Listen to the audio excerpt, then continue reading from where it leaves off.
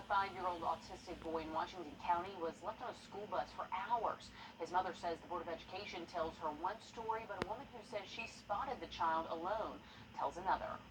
I'm pretty sure. It's been less than a week since Shauna Hannah received the call that her 5-year-old autistic son was left on a Washington County bus for hours. Anyway, you only tell me that Will was left on the bus that morning by the bus driver, and that he made it sound like it wasn't a long period of time, and that he was okay, and he'd been checked out by the nurse. The bus picked up her son before 8 o'clock that morning, but he never made it to school. Instead, he was taken back to where the buses were parked at the Board of Education. I asked him, I don't know how many times in that meeting with him and her, how long he was on that bus, what time he was, who found him and how and why. Nobody not yet has answered those questions. Until she stumbled on a Facebook post from the woman who found him alone and afraid. She went there to apply for a job. She was supposed to be there at 1 o'clock. She got there at 12:50. She said when she pulled in and the buses were lined up there, she could see this child behind this bus. So she stopped because she saw no other people around. Part of the procedure for bus drivers is to press a child check button. That ensures all students have gotten off the bus.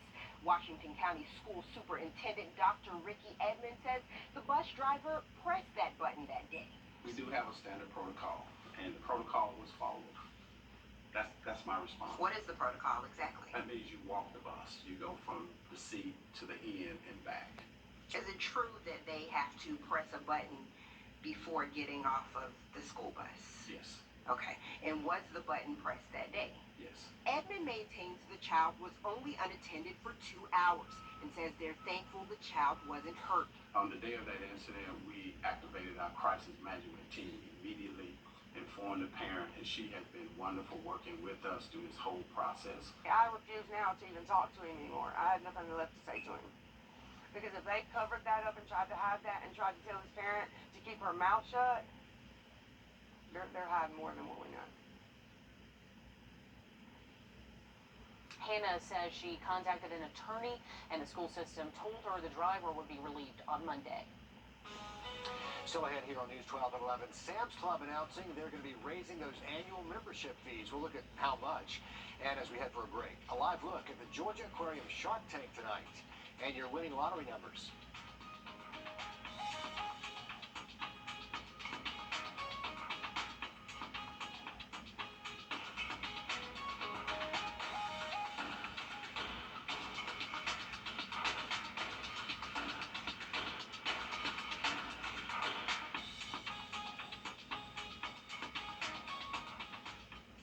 Any 2 checker burgers, chili dogs, spicy chicken, or crispy fish sandwiches for $4.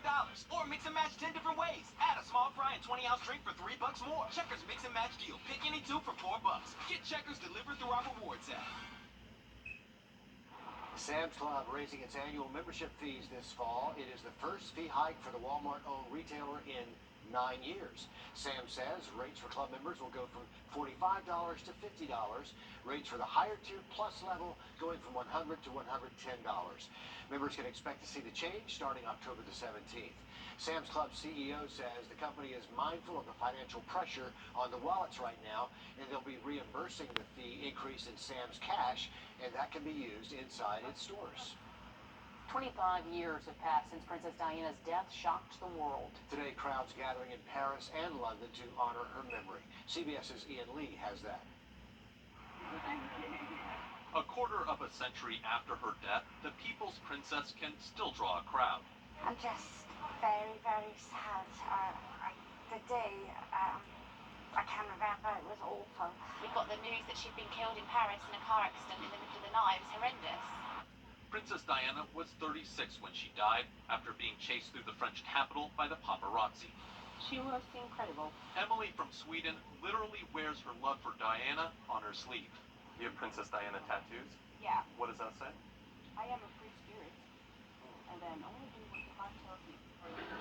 Diana's death came 1 year after her divorce from Prince Charles. Her legacy, of course, is mainly rests in the shape of her sons. But friends of the princess can't help but wonder, what if she was still with us? I don't know whether Britain would still be her home.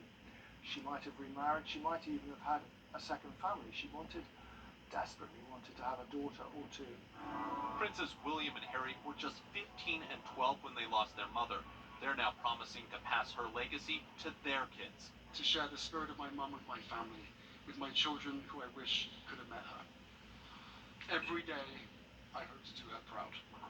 The princes are carrying on their mother's mission to help others through charities they support. She did a fine job raising two fine boys. The brothers are remembering their mother in private as the public pays tribute to a princess taken too soon. Ian Lee, CBS News, London. That response all these years later there.